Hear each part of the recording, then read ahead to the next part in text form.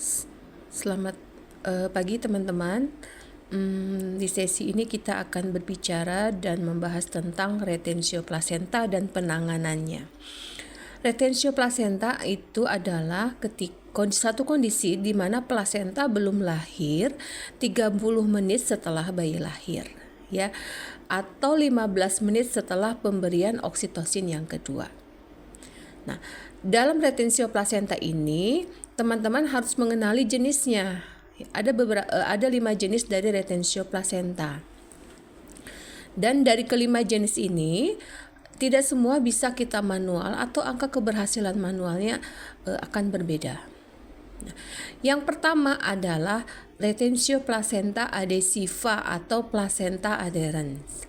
Nah, pada retensio placenta adhesiva ini, implantasi jojot plasenta masih di dinding endometrium, namun terjadi kegagalan separasi yang fisiologis. Ditandai dengan apa? Biasanya ada perdarahan, ya. Jadi kalau teman-teman menemukan retensio plasenta disertai dengan perdarahan, ini satu indikasi gejala klinis yang mengarah ke placenta adhesiva. Dari mana sumber perdarahan itu? Dari sebagian plasenta yang sudah terlepas. Nah, kalau menemukan seperti ini, kita lakukan manual plasenta. Ya, tekniknya nanti kita bahas di praktek. Kemudian ada juga retensio placenta incarcerata. Kalau incarcerata ini plasenta itu terjebak di dalam rahim.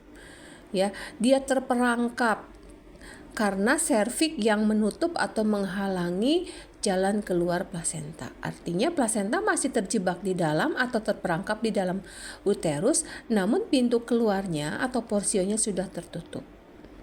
Ya. Kemudian ada juga plasenta akreta. Nah, untuk plasenta akreta ini dibagi derajatnya menjadi 3. Ya, derajat ini berdasarkan kedalaman dari implantasi. Untuk plasenta akreta ini, teman-teman, tidak bisa kita manual. Angka kegagalan manualnya tinggi, ya. Jadi daripada kita manual, lebih baik langsung kita rujuk kalau menemukan plasenta akreta. Nah, plasenta akreta ini ada 3 derajat ya teman-teman, berdasarkan kedalaman implantasinya. Yang pertama plasenta akreta, yang kedua plasenta inkreta, yang ketiga plasenta perkreta. Akreta itu jonjotnya tertanamnya di endometrium dan juga masuk akarnya itu ke dalam sebagian miometrium. Ya. Jadi pada akreta ini tidak hanya menempel di endometrium, tapi dia lebih dalam lagi masuk akarnya, implantasinya, jonjotnya itu sampai ke dalam sebagian miometrium. Nah, ini angka kegagalan untuk manualnya tinggi, ya. Atau lebih dalam lagi masuk ke dalam miometrium, itu adalah plasenta inkreta. Perlekatan plasentanya sampai ke dalam miometrium lebih dalam. Itu untuk plasenta inkreta.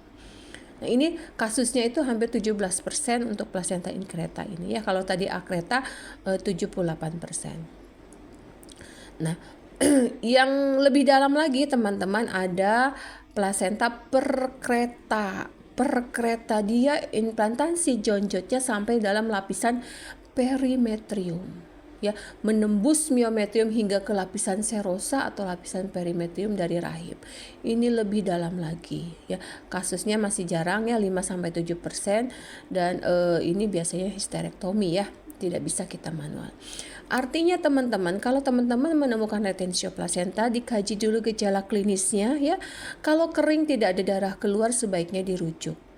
Ya, tapi kalau terjadi perdarahan, nah ini adalah kegawat daruratan, segera kita lakukan manual plasenta karena gejala klinisnya mengarah pada retensio plasenta adhesiva. Oke, itu ya untuk pembahasan retensio plasenta. Selanjutnya kita akan mulai prasat untuk penanganan retensio plasenta, yaitu dengan manual plasenta. Sebelumnya petugas kesehatan memperkenalkan diri ya, dan melakukan komunikasi efektif dan jaga privasi pasien ya. Kalau misalkan ruangannya terbuka, kita tutup skerm atau sampiran. Kemudian jangan lupa persiapkan alatnya. Alatnya antara lain alas bokong ya, partus set, infus set ya, speed 3 cc untuk menyuntikkan uterotonika ya, kemudian infus set, analgetik untuk mengurangi rasa nyeri.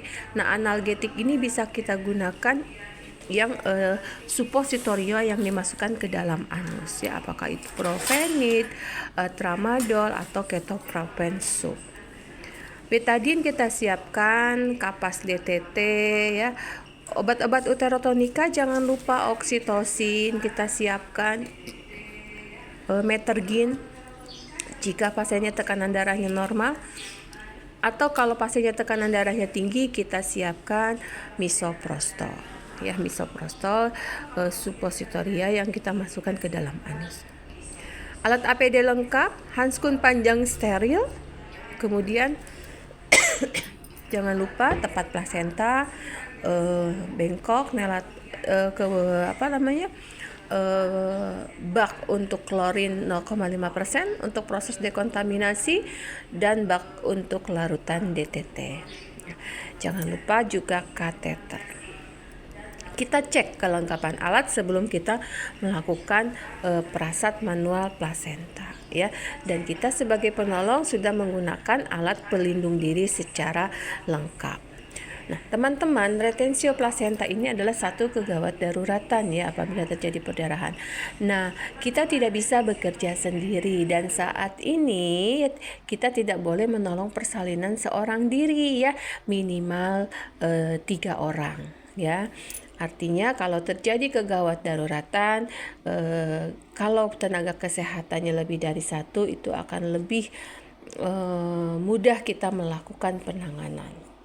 Kemudian kita nilai keadaan umum pasiennya ya. Kalau sekiranya pasiennya terlihat tanda-tanda shock atau pre-shock, pasangkan oksigen ya.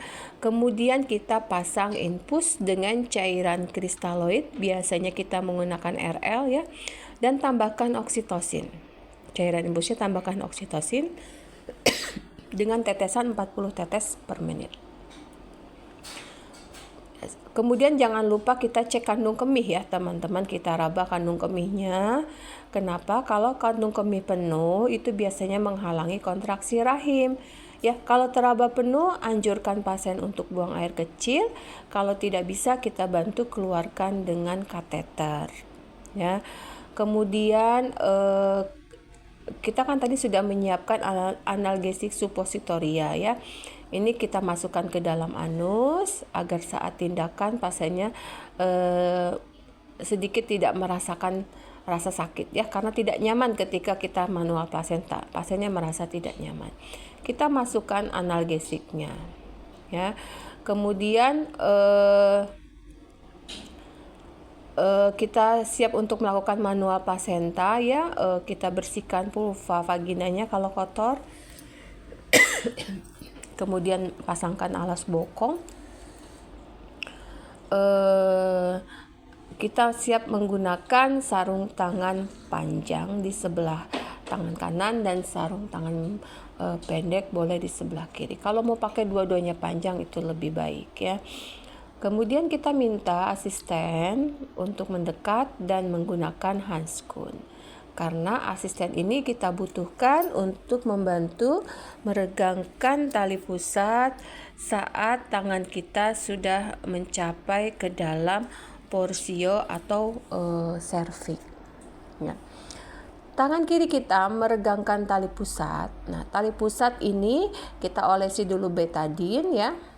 Kemudian tangan kanan dengan posisi obstetrik ya, sedikit menguncup tangan kanannya kita letakkan di bawah tali pusat.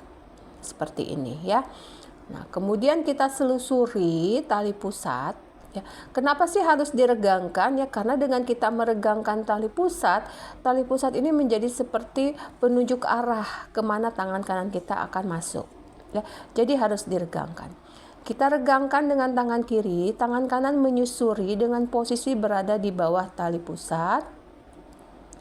Ya, Selusuri terus sampai tangan kita mencapai dari porsio atau serviks. Nah, setelah tangan kanan kita berada atau sampai di porsio, tangan kiri kita yang meregangkan minta diganti oleh asisten. Mbak, tolong regangkan tali pusat, pegang seperti ini ya. Nah, tangan kiri kita sudah digantikan oleh asisten untuk meregangkan, ya. Baru tangan kiri kita pindah ke atas perut ibu untuk menahan fundus. Kenapa fundus harus ditahan?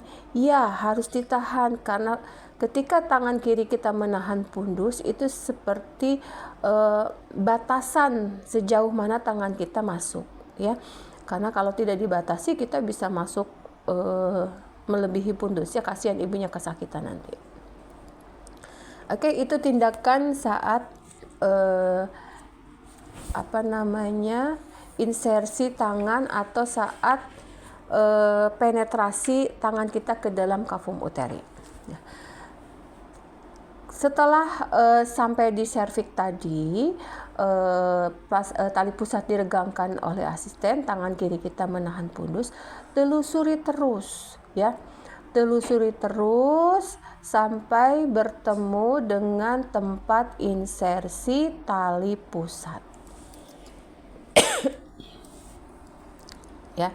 Sampai dengan bertemu tempat insersi tali pusat, kemudian ubah tangan kita yang tadinya menguncup atau obstetrik, ya, kita buka jari tangan kanan di dalam itu seperti memberi salam, ya. Ibu jarinya merapat ke pangkal jari telunjuk. Jadi jari tangan kita saling merapat dan terbuka. Oke. Nah, tindakan selanjutnya adalah kita akan melepaskan plasenta dari dinding rahim. Dalam melepaskan plasenta dari dinding rahim ini, kita harus melihat atau menentukan di mana posisi implantasi plasenta. Jadi kita temukan, kita cari tepi plasenta yang paling bawah, ya. Kemudian nilai adanya batas antara tepi plasenta dengan dinding endometrium, ya. Harusnya ada batas. Pada retensio placenta adhesiva itu harus ada batas antara tepi plasenta dengan dinding rahim. Kalau tidak ada batas, kita harus curigai itu retensio placenta jenis akreta, ya. Apakah akreta, inkreta atau perkreta. Jangan lanjutkan manual, langsung kita rujuk. Kalau tidak, kita tidak menemukan batasan, ya. Nah, kalau kita sudah menemukan batasan antara plasenta dengan endometrium, kita tentukan di mana implantasinya, ya. Kalau implantasinya di korpus belakang, maka posisi tangan kita yang di dalam tetap berada di sisi bawah tali pusat. Seperti saat tadi kita masuk, ya, posisi tangan kita berada di bawah tali pusat. Jadi kalau implantasinya di korpus belakang, ada dinding rahim bagian belakang, posisi tangan masih seperti itu, masih di bawah tali pusat. Tapi kalau saat kita menemukan implantasinya di korpus depan atau dinding rahim bagian depan, maka posisi tangan pindahkan, ya, ke atas tali pusat. Jadi tangan kita berada di atas tali pusat kalau posisi implantasi plasentanya di dinding depan atau korpus depan rahim, ya. Kalau implantasinya di korpus belakang, lepaskan plasenta dari tempat implantasinya dengan jalan menyelipkan ujung jari, ya. Ujung jari kita rapatkan, ya, kita selipkan di antara plasenta dan dinding rahim, ya, dengan posisi punggung tangan ada menempel pada dinding dalam uterus bagian belakang. Ya, jadi punggung tangan kita menempel posisinya pada dinding rahim bagian belakang. Itu kalau posisi implantasinya berada di korpus belakang. Tapi kalau implantasinya berada di korpus depan atau dinding rahim bagian atas, maka lakukan penyisipan ujung jari di antara plasenta dan dinding uterus dengan punggung tangan nempel pada dinding rahim bagian depan. Ya, artinya kita berada di atas tali pusat tangannya. Ya, dalam menyisir kita sudah tidak menggunakan sisi ulna lagi ya teman-teman, kita menggunakan ujung jari dengan syarat jari kita kukunya tidak boleh panjang ya, kuku tidak boleh panjang, kita tidak boleh juga menggunakan perhiasan saat melakukan manual plasenta ya. Setelah kita menyelipkan ujung jari di bagian plasenta yang sudah terlepas, selanjutnya kita lakukan gerakan dengan sedikit mengayun ya ke kanan dan ke kiri. Jadi gerakan ujung jari ke kanan ke kiri sambil bergeser ke arah kranial atau ke arah atas ya, sehingga semua permukaan plasenta itu dapat kita rasakan, itu sudah kita lepaskan. Biasanya terasa bunyi krek gitu ya saat kita melepaskan. Nah, lepaskan terus bergeser ke arah kranial. Nah, jangan lupa sambil kita menyisir, melepaskan plasenta ini, mata kita sambil mengamati, memperhatikan keadaan umum ibu ya, jangan anteng sendiri.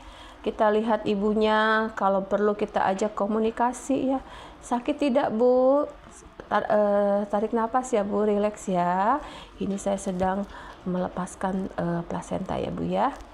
Nah, begitu ya.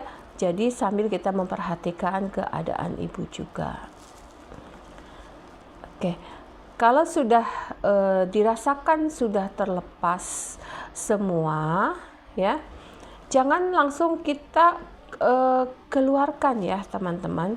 Plasenta yang sudah kita lepaskan tadi itu kita simpan dulu di segmen bawah rahim, ya. Simpan atau sisihkan plasenta yang sudah kita lepaskan tadi, taruh di segmen bawah rahim. Nah, tangan kita jangan dulu keluar. Lakukan eksplorasi ulang ya, kita sisir setiap sisi bagian kavum uteri untuk memastikan tidak ada bagian plasenta yang tertinggal atau masih melekat pada dinding rahim. Cirinya seperti apa? Terasa licin endometriumnya kalau memang sudah bersih gitu ya. Kalau sudah yakin, sudah kita eksplor ulang itu tidak ada yang tersisa, baru kita akan mengeluarkan plasenta. Nah, bagaimana teknik mengeluarkan plasenta? Kita genggam plasenta yang tadi kita letakkan di segmen bawah rahim ya. Kita genggam, kita tak akan keluarkan dengan tangan kita. Nah, di saat ini kita minta atau instruksikan asisten tadi yang membantu meregangkan tali pusat untuk membantu menarik. Nah, saat ini kita tarik, nggak apa-apa ditarik ya, karena sekarang sudah lepas. Kalau belum lepas nggak boleh kita tarik. Asisten minta menarik tali pusat. Tangan kita yang di dalam mengeluarkan plasenta. Tangan kiri jangan lupa untuk menahan atau melakukan dorsokranial. Ya, tangan kiri itu melakukan gerakan dorsokranial untuk mencegah terjadinya prolaps uteri. Ya, kita keluarkan plasenta secara hati-hati. Saat plasenta sudah keluar dari vulva, kita jemput ya, dan kita keluarkan perlahan secara hati-hati, diputar searah ya, keluarkan sampai dengan selaput ketubannya juga lengkap. Nah, setelah plasenta lahir, letakkan plasenta di dalam wadah ya, teman-teman nggak usah periksa dulu. Nah, yang harus kita lakukan selanjutnya adalah manajemen aktif kala 3 yang ketiga, yaitu masase uterus ya. Jadi setelah plasenta lahir, simpan dulu, tangan kiri langsung melakukan masase. Nah, masase ini hanya sekitar 15 detik ya teman-teman, tidak lama. Pastikan rahimnya sudah berkontraksi ya. Kalau rahim sudah berkontraksi, kita lakukan evaluasi rutin ya, dan kita periksa juga kelengkapan plasentanya. Tapi kalau rahimnya tidak berkontraksi saat kita melakukan masase, berarti kita lanjut penanganan dari atonia uteri ya, karena atonia uteri kita tegakkan diagnosanya jika uterus tidak berkontraksi setelah kita lakukan masase. Gitu ya teman-teman. Jadi setelah plasenta lahir langsung kita masase uterus selama 15 detik. Selanjutnya kita melakukan prosedur APN lainnya, yaitu dengan memeriksa kelengkapan plasenta ya.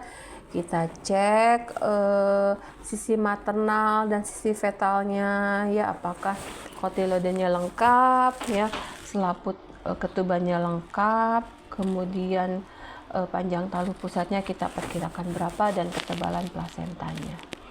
Oke, kalau sudah dipastikan plasenta lengkap, kita letakkan kembali di wadah plasenta ya. Kemudian kita lanjutkan dengan pemantauan observasi kala 4 ya, dimana kita pantau apa saja, kontraksi ya, perdarahan, kandung kemih, tanda-tanda vital ya, kemudian juga kontraksinya. Nah, ini kita pantau 1 jam pertama itu setiap 15 menit dan 1 jam kedua setiap 30 menit ya. Kemudian jangan lupa ajarkan ibu atau keluarga untuk melakukan masase. Ibu, bapak ini plasentanya sudah lahir, kontraksi rahimnya juga baik.